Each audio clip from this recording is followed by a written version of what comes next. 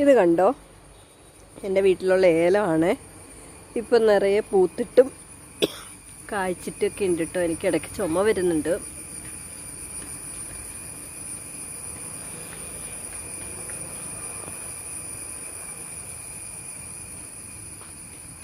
ഏലക്ക ഇങ്ങനെ ഇതുപോലെ ചോട്ടിലാട്ടോ ഉണ്ടാവുന്നത്.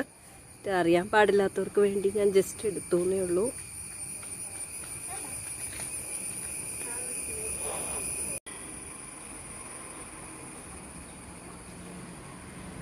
ഇതാണ് കേട്ടോ ഏലത്തിൻ്റെ ലീഫൊക്കെ ഇങ്ങനെ ഇരിക്കും.